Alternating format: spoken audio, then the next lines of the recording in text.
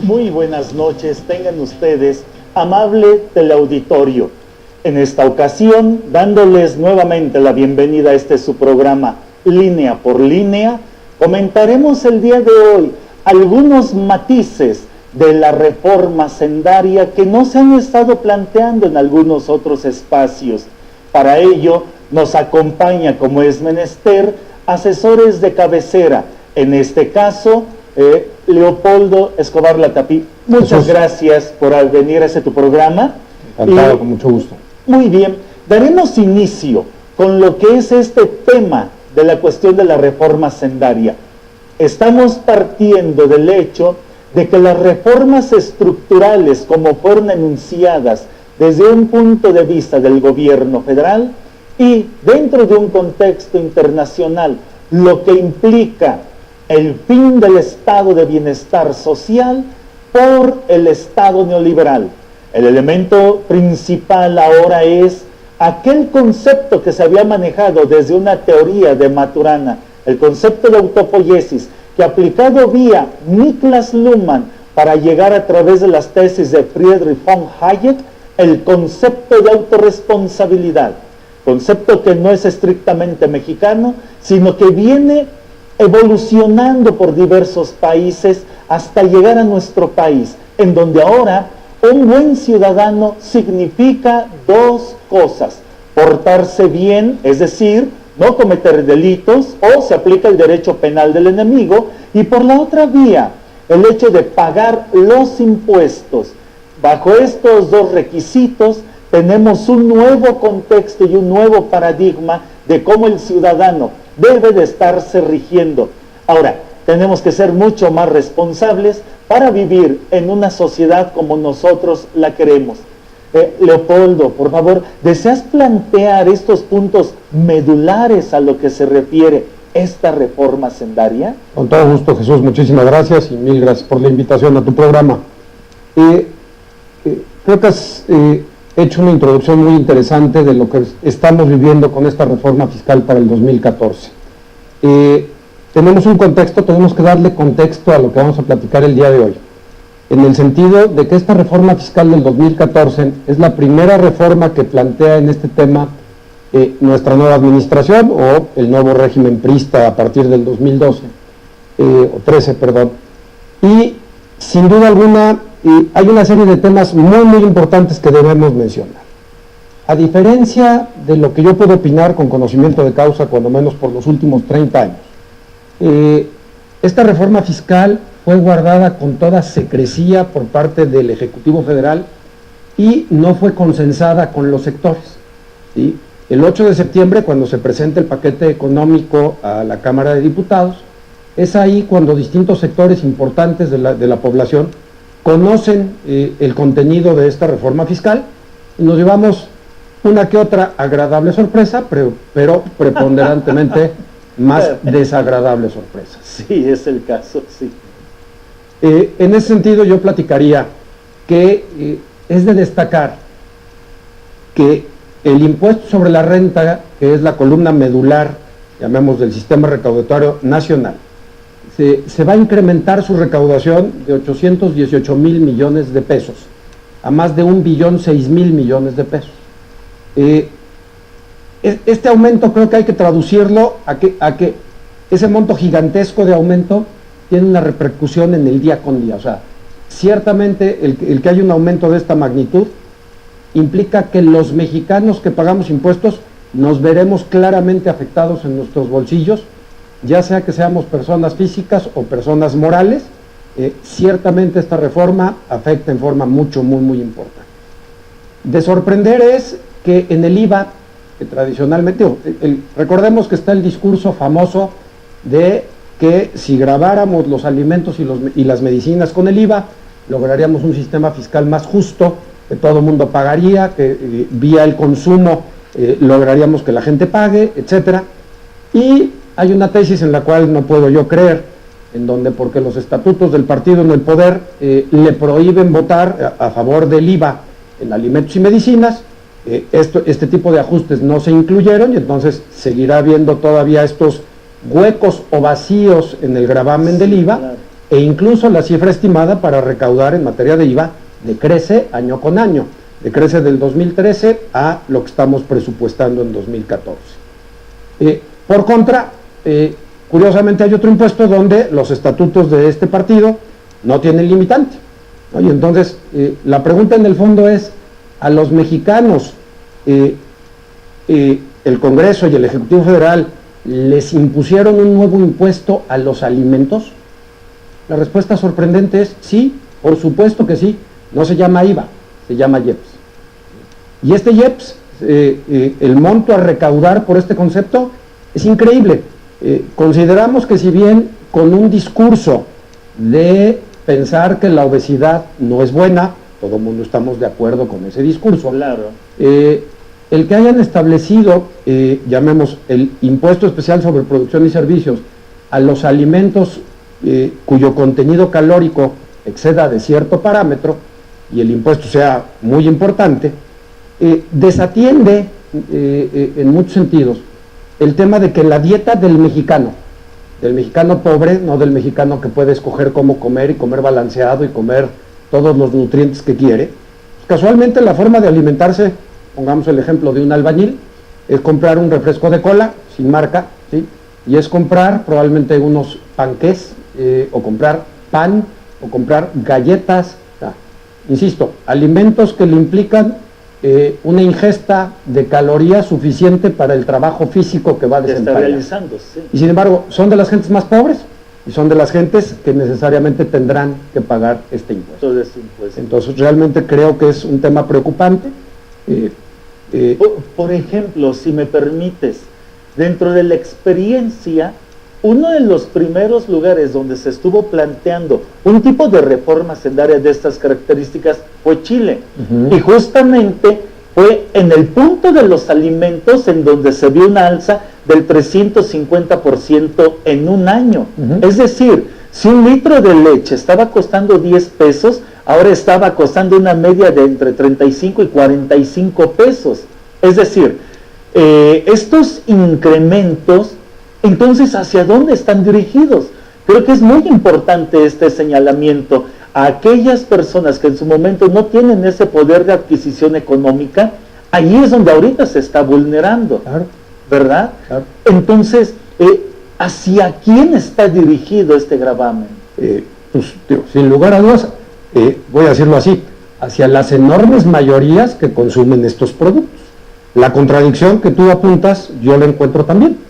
Todo este proceso de aumentar la recaudación, pues diríamos, oye, y todo este esfuerzo recaudatorio o este costo político que hay que enfrentar, a final de cuentas lo enfrentan, Claro.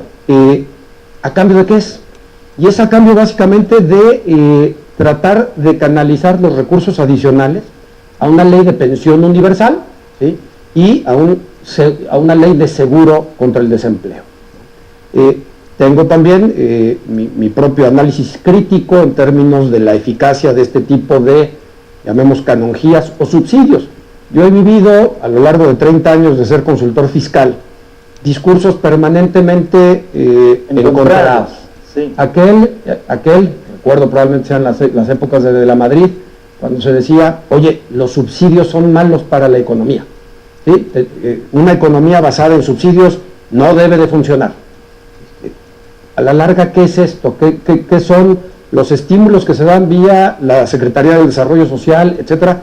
Son apoyos. Yo no estoy en contra en ningún momento de repartir dinero al pobre, pero llevamos 30 años de intentar encontrar la fórmula de que el pobre deje de serlo, y sin embargo los datos recientes de Coneval, los primeros que se conocieron con la administración del presidente Peña Nieto, aumentaron el porcentaje de mexicanos en pobreza extrema. Entonces,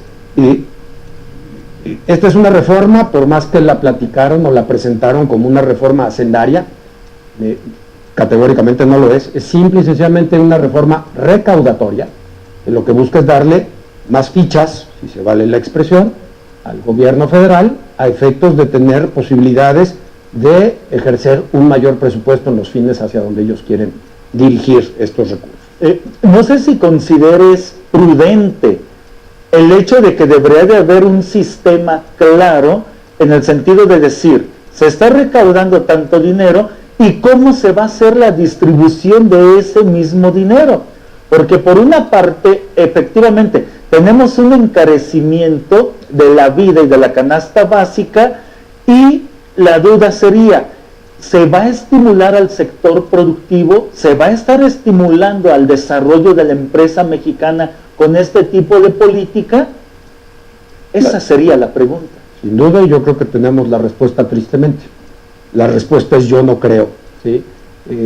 Los libros de texto, las teorías económicas nos dicen que eso debe ser. Pero yo creo que México, por desgracia, si bien estamos en un momento, en un año promisorio, 2014, de aquí para adelante, creo que en materia de civismo fiscal, como país genérico, estamos reprobados. Estamos reprobados en dos sentidos. En el sentido de cuando el gobierno le cobra los impuestos al contribuyente, y estamos probablemente con menor calificación aún, con la exigencia que el contribuyente que paga sus impuestos le exige al gobierno en materia de rendición de cuentas. Permanentemente se habla, cada que viene un paquete de reforma fiscal, se nos dice y nos dicen y nos pasan el recado, la OCDE dice que recaudamos muy poquito. Porcentualmente es muy bajo, es muy bajo, es muy bajo. Discursos reiterativos, y hoy la preside un ex secretario de Hacienda mexicano, etcétera, etcétera. Y sin embargo, se centra el discurso siempre en el tema del ingreso. Y en materia del gasto, ¿qué tenemos? O sea, la depuración del gasto, en el sentido de hacia dónde va esto dirigido. Sabemos que, por desgracia, mucho de lo que aquí le va a costar a mucha gente pagar y que se logre recaudar, terminará en gasto corriente, no en gasto de inversión. Leopoldo, creo que es muy importante esto que me estás comentando. Si me permites ir a un corte informativo y regresamos con esa información. Por favor, no cambie su canal. Esto se está poniendo interesante y va a estar mejor. Gracias por estar con nosotros.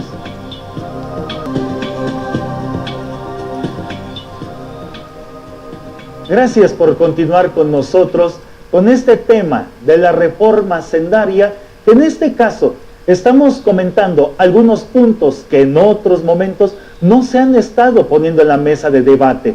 En este caso, se está hablando de que la transparencia, el equilibrio y la equivalencia de los dineros que están ingresando a la Secretaría de Hacienda, no es muy transparente el hecho de saber cuál va a ser el destino para ellos. Curiosamente, los partidos políticos, Leopoldo, no tienen por qué hacer una rendición fiscal. Entonces, eso ya está marcando diferencias importantes para nuestro país. Ese sería un tema.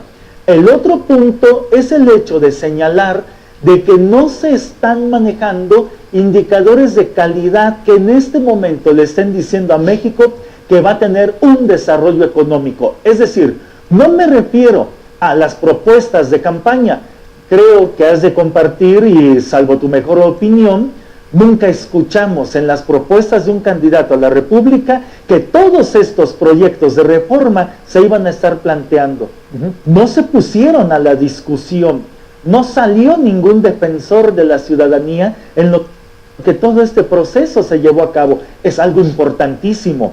Entonces, estamos en presencia, por ejemplo, se entregó un premio internacional como el mejor administrador a nuestro jefe de la Secretaría de Hacienda, pero no se entregó este premio en función del buen desempeño desarrollado durante el primer año de gestión de esta administración del Poder Ejecutivo, sino que se entrega en función de esta maquinaria que ahora podríamos decir la reforma fiscal, la reforma hacendaria, en donde al parecer lo que tenemos es un nuevo panóptico que no deja que ninguna persona quede fuera del sistema.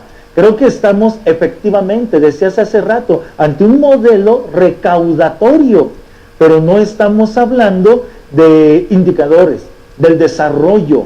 No estamos hablando de que exista un procedimiento claro y definido de cómo esos dineros van a hacer que México salga adelante. No sé si tienes comentarios en este sentido. ¿Qué es lo que va a pasar con este dinero, con esta distribución? ¿cómo vamos a poder hablar de que se va a ejercer una buena gobernabilidad en función de esta política recaudatoria? Yo creo que ahí fíjate que es muy interesante entrar a los derechos y yo diría obligaciones del ciudadano. O sea, cuando yo platicaba que estamos reprobados, yo me incluyo como ciudadano a decir que yo estoy reprobado. ¿Y por qué estoy reprobado? Porque no he ejercido el derecho a exigir cuentas.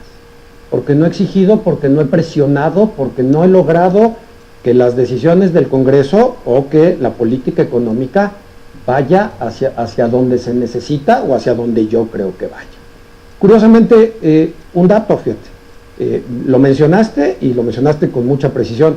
Sin lugar a dudas, y en caso de que los ajustes que se le hicieron a la ley del impuesto a la renta o a la nueva ley del impuesto a la renta para incorporar al padrón de contribuyentes a muchos millones de contribuyentes, lo voy a decir así, soy un crítico y sin embargo es lo primero que yo aplaudo. Yo tengo 31 años con una colección de declaraciones anuales de impuestos, donde en ninguno de esos 31 años he tenido un incentivo. ¿Sí? No había premio por presentar la declaración, era cumplir con una obligación. ¿Sí? Y sin embargo ahora, en este esfuerzo de tratar de incorporar a la base de contribuyentes, a muchos millones de contribuyentes que estaban fuera, inventan este concepto que se llama el régimen de incorporación fiscal. Migraron un concepto que probablemente conozcas que se llaman los repecos, las empresitas chiquitas, la panadería, la papelería, el bolero, o sea, todo ese micro, el plomero, el electricista, etcétera, etcétera, etcétera, en teoría creían o decían tributar bajo el régimen de repeco. Este régimen de repecos, la federación se creó en el régimen del presidente Zedillo, después de la crisis profunda del 95,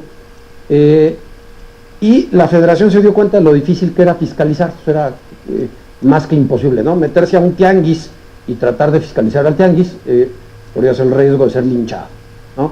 Entonces, lo que hizo el gobierno federal fue invitar o ceder a los estados la recaudación que pudiesen obtener a través de los repecos. Era una figura muy inteligente, o sea, era llegar a decir, oye, para que exista un vendedor ambulante en cierta calle o en cierto mercado sobre ruedas, etcétera, le tuvieron que ir a pedir permiso al municipio probablemente. ¿Sí? Claro, donde esté, ¿sí? Y tenía su licencia. Entonces dijeron, oye, de que yo federación se lo cobre a que se lo cobre el Estado, dejemos que lo haga el Estado. Y tiene una entrada también para satisfacer sus necesidades de gobierno. Sorpresa, esto viene de memoria, probablemente soy inexacto, desde el régimen de Fox, y el resultado es cero.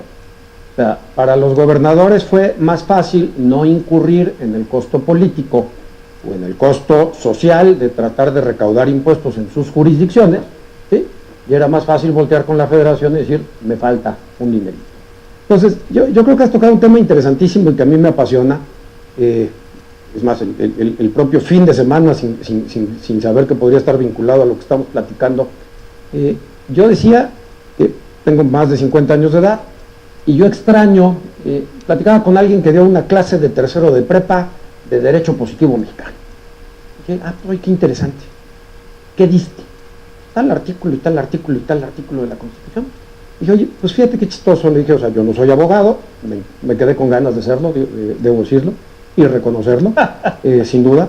Le dije, y sin embargo, de las materias que creo que a mí más me formaron, en un sentido, y dos, más formarían el nuevo país que necesitamos, si todas estas reformas, de las que aparte de la fiscal no tengo especial opinión o especial conocimiento, fructifican, ¿de qué va a servir tanto éxito si logramos tenerlo? Si no va acompañado de un concepto que yo le llamo el civismo fiscal. El civismo fiscal es nuestra obligación y conciencia de debo de pagar impuestos. Como conciencia ciudadana, unilateral, no forzada. Sí. Estar convencido de que si hoy vine, se me hizo tarde, y lo ves reproducido en tus calles. En infraestructura, etcétera, etcétera, etcétera, ¿no? Y esta conciencia ciudadana, vuelvo a insistir, tiene la bilateralidad. Entender que los gobiernos requieren de los recursos de los contribuyentes, ¿sí? Siempre y cuando, condición sine qua non, ¿sí? tengamos el derecho y ejerzamos el derecho de rendición de cuentas. Basta leer titulares del periódico de este fin de semana en relación a cierto estado del norte de este país, donde está en pleito, alguien se entregó en San Antonio, Texas, tenía que ver con recaudación, endeudó al Estado, etcétera, etcétera. ¿Endeudó al Estado o endeudó a todos los mexicanos? Nos endeudó a todos nosotros. ¿Quién fue? ¿El que se entregó? ¿Alguien más? Etcétera.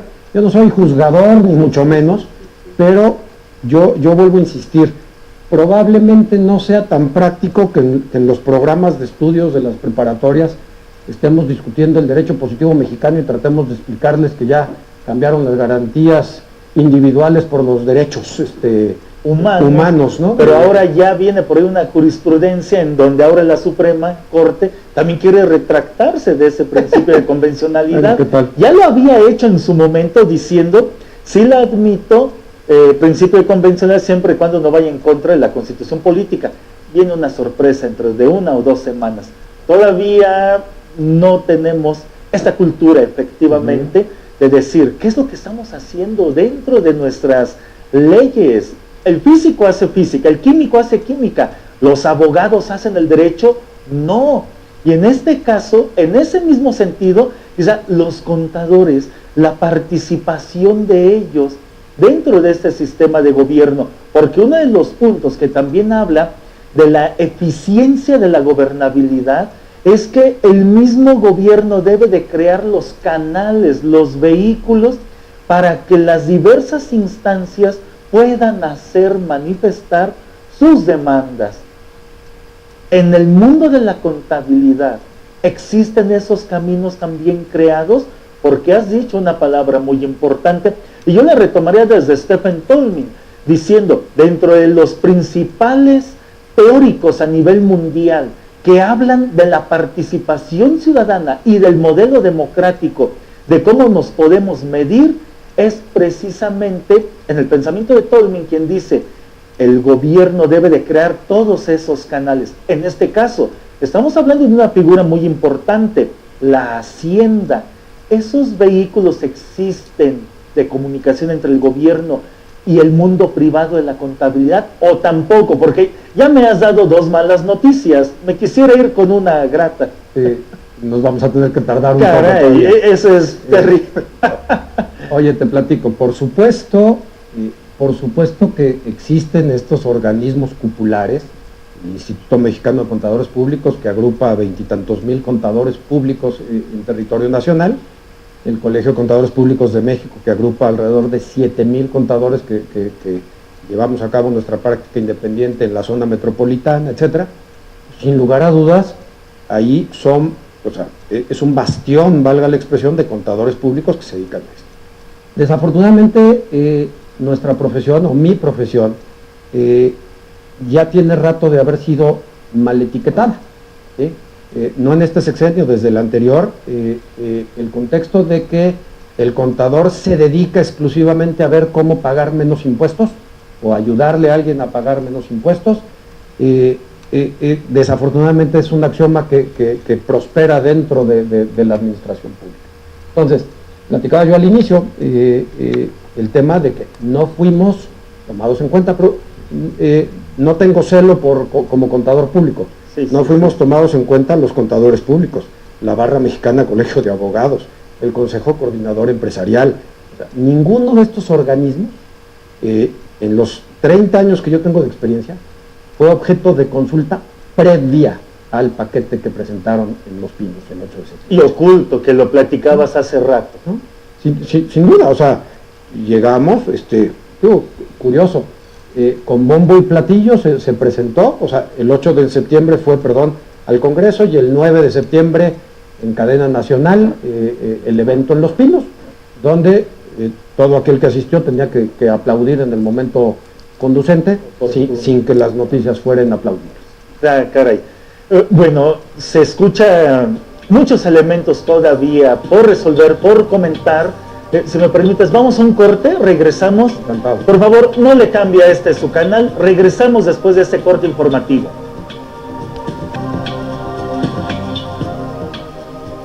Muy bien, gracias por continuar en su canal. En este caso, se han tocado diversos temas de la reforma hacendaria, datos como ya estaba planificada, ya estaba construida, en su momento no había sido dada a la luz pública. Llega un momento preciso en el que en México se está haciendo ahora ya esta manifestación. Sería importante tener claro a pensamientos como Buchanan, pensadores para quienes lo más importante en la vida social de una nación no es el hecho de observar cómo se rige la vida laboral. Ese derecho laboral que, como hace rato se hablaba de un derecho positivo, no es ahora el tema fundamental de aquello que dinamiza la circulación de todo lo que permite a una sociedad tener satisfactores básicos de una necesidad, mantener un equilibrio entre las demandas sociales y el trabajo productivo, y que dentro de esa balanza entre la demanda y el trabajo se esté generando un desarrollo social. Ahora estamos más bien hablando de una política recaudatoria. Me estoy apropiando de tu idea, Leopoldo, pero bueno, creo que es muy atinado. Esta política recaudatoria, desde las tesis de Buchanan, dice: olvida el tema del derecho laboral y del desarrollo sustentable de una sociedad. La política recaudatoria tiene que ver con los modelos impositivos, y quizás dentro de la tesis de Yale en materia de economía y de aquellos esquemas que estuvo desarrollando Buchanan, esta es una de las principalísimas consecuencias. El hecho de poder dirigir no a través de un derecho laboral, sino a través de una política hacendaria. Estamos hablando, sin lugar a dudas, del poder del Ejecutivo. En la administración pasada vimos cómo se le apostó la administración de nuestro país al Ejecutivo en términos militares. Ahora, nuevamente estamos viendo otro actor ejecutivo. Estamos hablando ahora de la Secretaría de Hacienda. Creo que desde este nuevo punto de vista, estamos hablando de un nuevo concepto de paz.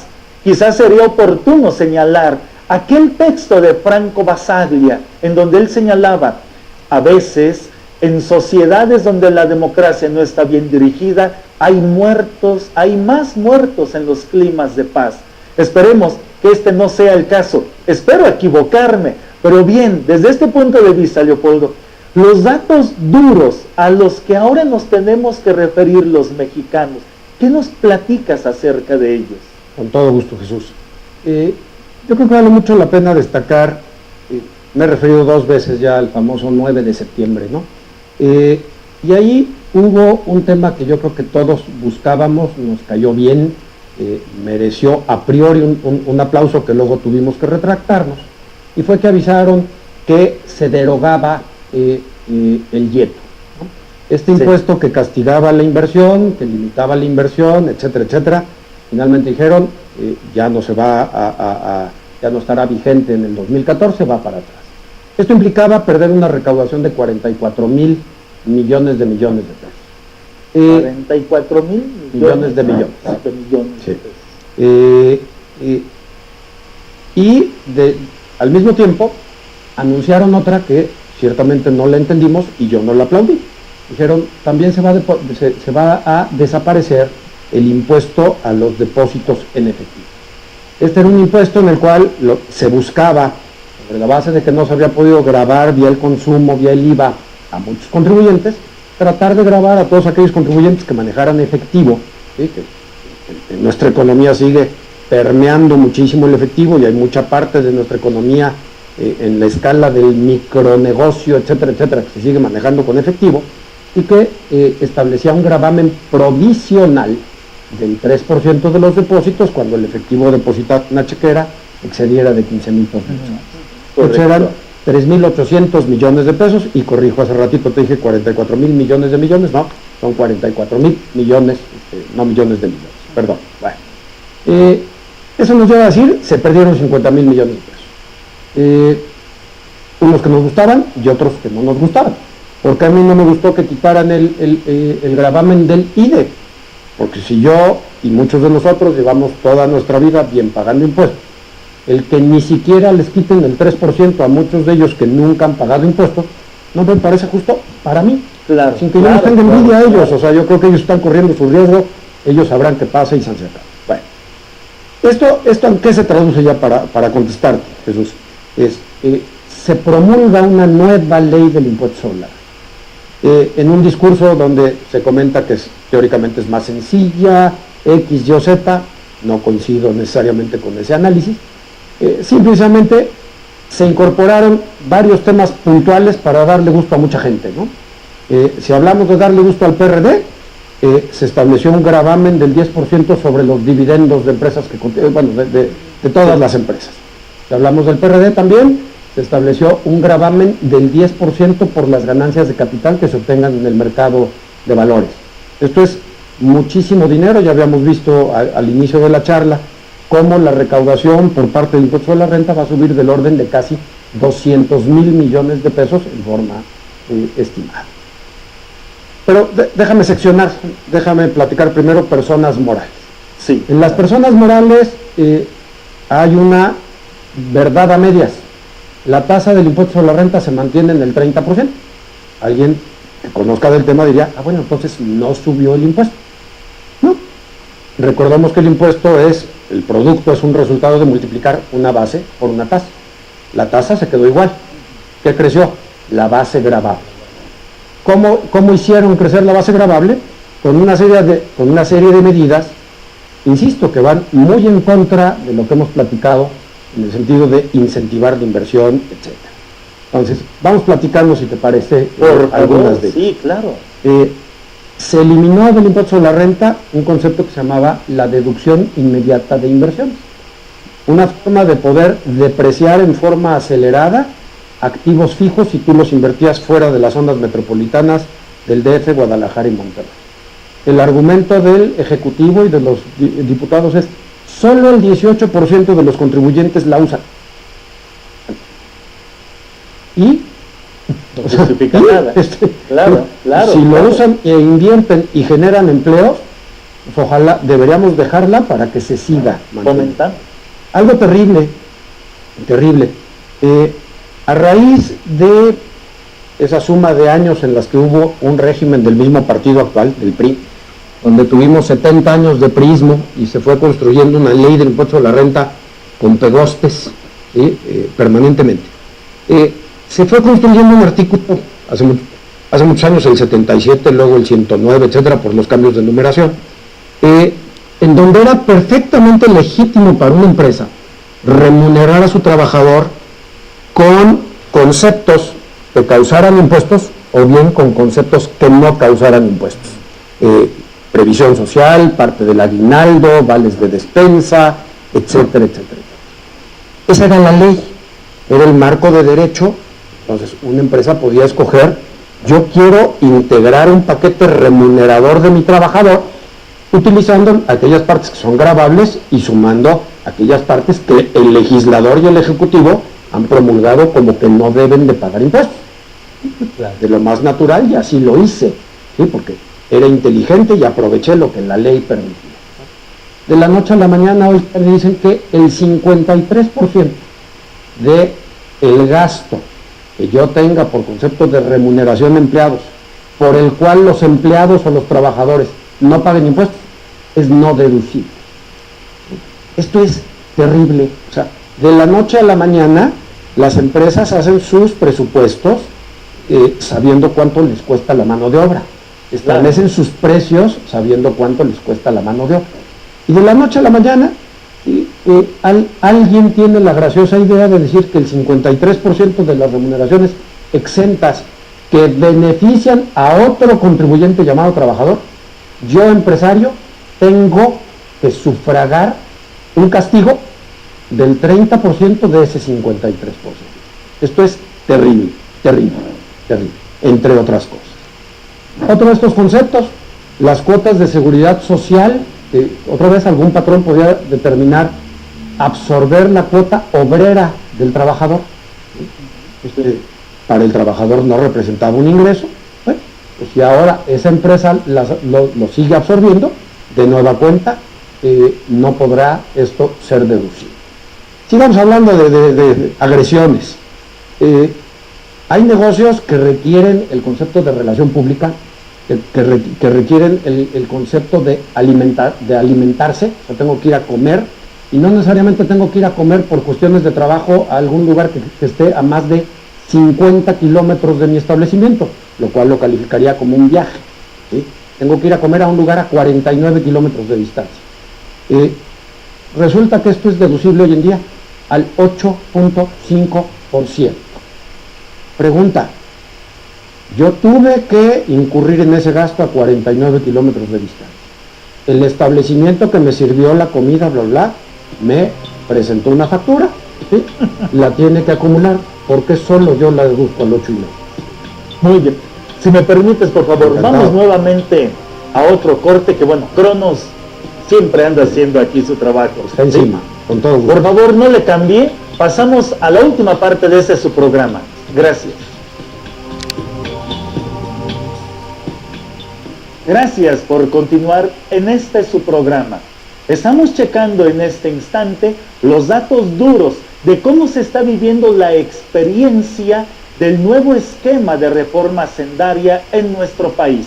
Sería importante que incluso, si ustedes desean hacer una retroalimentación de estos datos, pudiesen hacer hasta un comparativo en una página que podrán localizar que se llama Enel Latino Barómetro, para que se vea efectivamente cómo van estas economías, quisiéramos decir ahorita México, una economía emergente. Bueno, creemos que estamos en un tiempo paradigmático en donde efectivamente quizá tenemos la oportunidad, pero bueno, creo que Leopoldo nos está diciendo una serie de puntos en donde al parecer no es justamente esa la expectativa de lo que puede ocurrir.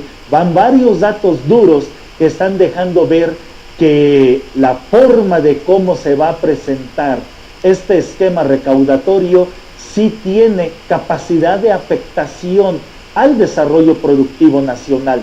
Por favor, Leopoldo, si continúas aportándonos estos datos que digo, son interesantes, pero en su conjunto pues hay consecuencia directa, ¿no?, sobre la economía nacional. Sin duda alguna.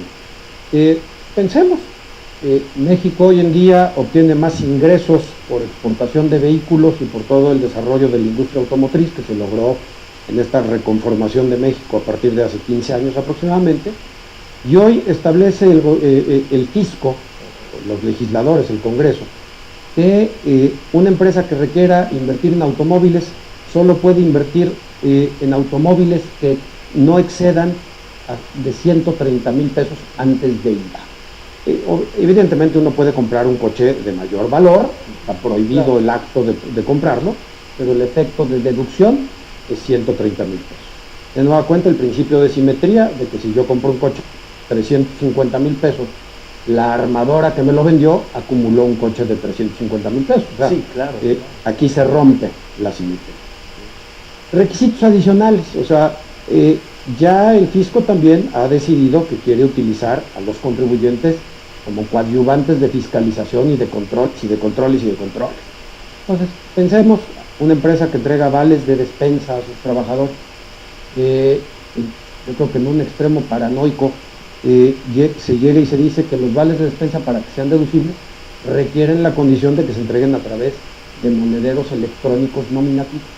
O sea, para evitar un mercado secundario de vales de despensa, que a lo mejor se daba en las colas de los supers, establecen este otro requisito.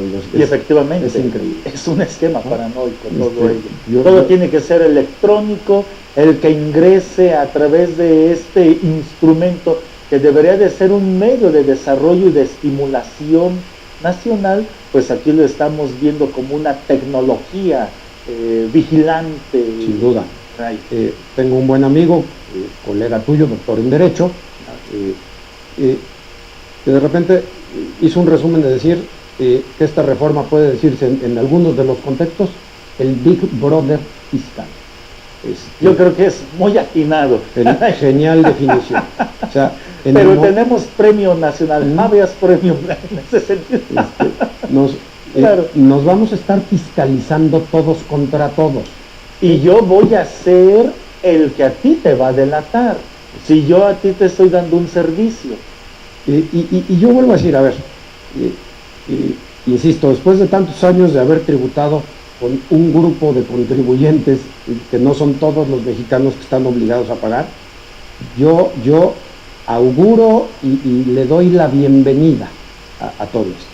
El enorme problemón e inquietud que me agobia ciertamente es el riesgo de discrecionalidad, ¿no? En el momento en que a través de alguno de estos conceptos que me quiero referir, ¿no? El comprobante fiscal digital por internet, en el cual a mí alguien me paga un honorario y me reporta, a mí me pagan un dividendo y me reportan, yo compro un coche y soy reportado para efectos de otra ley, etcétera. O sea, toda esta información, a la hora de organizarla y de leerla, quien la va a organizar y quien la va a leer va a presentar el cuadro como se debe, ojalá. Una vez que sea ojalá, segundo, sobre quién deberían irse los esfuerzos de fiscalización, sobre aquel que tiene, y no estoy pidiendo amnistía ni mucho menos para mí, claro, pero sobre alguien que tiene un currículum de contribuyente pagador de los últimos 31 años, o sobre alguien que jamás, o sea, teniendo la edad que yo tengo, probablemente jamás ha presentado una declaración anual y vive muy bien. Entonces, el tema de la discrecionalidad llama la atención. Hablando de datos duros, otra vez el PRD subió la tasa a las personas físicas del 30 hasta el 35%. Si a las personas físicas este aumento, en teoría veníamos con una ley en donde hoy podríamos aspirar a tener una tasa del 28 según Calderón hace ya algunos años, nunca bajó tasa y no solo no bajó, no ahora subió. Si esa persona física, aparte de su ingreso, percibe dividendos, pues resulta que hay un impuesto cedular adicional sobre el 35 del 10% del dividendo. Entonces podemos decir que es 10 o que es 7, o sea, hay una discusión aritmética un poquito intrascendente, pero tendríamos esto. Entonces tenemos ya el régimen cedular a dividendo, ganancia en bolsa, si tenemos inversiones en bolsa de valores, a nivel anual deberemos sacar un resultado neto de si ganamos o perdimos comprando y vendiendo acciones en la bolsa, y deberemos declarar todo esto. Aquí déjame hacer otro de mis comentarios ácidos, si me lo permites. En la presentación de la reforma del 9 de septiembre, como contador público me sentí aludido a que se afirmó que se podrían pagar impuestos sin necesitar un contador. ¿Sí? Esto no se me olvida, lo dijo quien tú ya mencionaste, etcétera. Yo hoy leo esto, lo platico con la gente en los eventos en donde yo estoy, bla, bla. Ciertamente esa afirmación difícilmente no se va a alcanzar. O sea que aparte de hacer el pago de todos esos impuestos, para aquella persona que no tiene este conocimiento, ya también debe de destinar otro tanto del dinero para esta asesoría especializada. Y yo les platicaré, si me lo permiten, una experiencia personal. Dada mi edad y dada mi capacidad cibernética, que es bastante limitada, yo soy fiscalista, vivo de ser fiscalista, y hoy las herramientas informáticas me exceden. Yo mismo no estoy capacitado, o no he logrado estar suficientemente capacitado para hacer mi propia declaración anual, y no me da pena compartirlo con ustedes. Y nosotros queremos aquí mencionar que justamente tú como presidente de Escobar Latapí, de esta empresa, pues ahí puede la gente recurrir a pedir tu apoyo y tu sabio consejo en este caso. Consejo sí sabio, con estas cuestiones que nos dices, efectivamente hay un desfase entre toda esta nueva amplia plataforma de nuevos contribuyentes, pero que sí tienen también que destinar otro tanto de su dinero justamente para solventar esta parte. Comentaría, si te parece, Jesús, algunos datitos extras.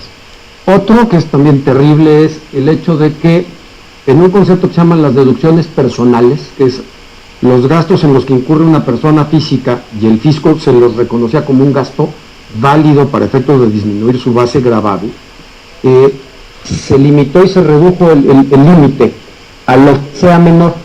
El 10% del ingreso sobre el cual pagamos impuesto, o bien un máximo de 94,000 pesos anuales. Entonces, ¿cuáles son estas partidas? Las podemos recordar: gastos médicos, gastos de funerales, honorarios dentales, transporte escolar obligatorio, etcétera, etcétera, etcétera. O sea, todo este paquete de partidas antes no necesariamente tenían un límite tan acotado como este, 10%, 95,000. Entonces, regreso a insistir, lo que se hizo fue, en personas físicas sí se amplió la tasa y también se amplió la base. Entonces, el efecto recaudatorio de esta multiplicación de efectos es muy significativo. Quizá uno de los puntos hubiese sido, se amplía la base, pero en su momento se castiga menos la cuestión del pago del impuesto.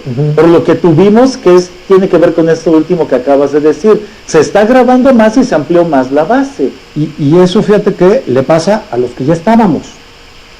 Voy a poner probablemente el ejemplo con el que cerraría el tema de impuesto a la renta. Hoy nos suben la tasa y nos amplían la base a los que ya estamos. Dice el secretario Videgaray, el doctor Videgaray, que hay muchos contribuyentes en la economía que nunca han pagado impuestos porque no han tenido los incentivos correctos, los incentivos. Yo insisto en que jamás tuve yo un incentivo a hacerlo más que cumplir con una obligación ciudadana. Se crea, y es muy importante y va a ser muy trascendente en términos de volumen de contribuyentes, un concepto que se llama el régimen de incorporación fiscal, Jesús. A este régimen de incorporación fiscal, el SAT va a migrar, o migró, perdón, es en pasado en una parte y en futuro en otra, está migrando en automático a todos aquellos que antes se llamaban repecos, los repecos ya existen, y están migrando al régimen de incorporación, fiscal. Esto es importantísimo. ¿Cuáles son las ventajas de estos amigos que no pagaron impuestos como repecos eventualmente y ahora los reciben en un régimen especial? Que van a tener 10 años para alcanzar a pagar la tasa que eventualmente tú y yo pagamos hoy. Les van a dar un margen de 10 años. No hay un principio de igualdad. Sigue siendo lo mismo. Digo, porque está más complejo todo, pero los castigados de siempre que estaban ya cautivos, siguen. Estamos más castigados. Y yo creo que tú has mencionado un tema muy interesante en el sentido de lo que viene con el pronunciamiento de la Suprema Corte, hablando del tema que señalaste. Muchos de estos temas, por supuesto, ya fueron objeto de amparo. A la fecha en la que estamos platicando tú y yo, ya se venció la primera fecha para tramitar amparos. Y ciertamente estamos en espera de ver cuál es el resultado. No hay demasiadas expectativas. Con Fox, la Suprema Corte de Justicia, valga la expresión, fue, no hay que utilizar la palabra procontribuyente, pero muchas veces la mayoría de las veces le dio la razón a los contribuyentes afectados. Con Calderón, notoriamente, le dio la razón siempre al Ejecutivo, por más que, en opinión de muchos de nosotros, la inconstitucionalidad de alguna disposición fuera flagrante. Hoy creo que como fiscalista está interesante esperar a ver qué resultado nos depara la Suprema Corte ahora que empiece a tener que opinar o resolver los amparos que le van a llegar en relación a esta reforma. Claro que sí, y en algún momento salió una nota periodística en donde se decía, y estamos preparados para recibir todos los amparos. Los van a mandar a Cusco. Habrá que ver. Muchas gracias, Leopoldo, por haber estado en tu programa. Y bueno, creo que tenemos un amplio panorama de cuál es la situación de lo que está operando en nuestro país. Así es que, en este caso, en vía de mientras, por favor, tenemos hasta lo que resta de este mes para regularizar nuestra alta en Hacienda. No es malo que tomemos esa medida preventiva. A partir del 1 de marzo, la historia de México empezará a escribirse en otro contexto. Muchas gracias por habernos acompañado. Los esperamos en su programa el próximo lunes. Muy amable. Gracias por tu participación.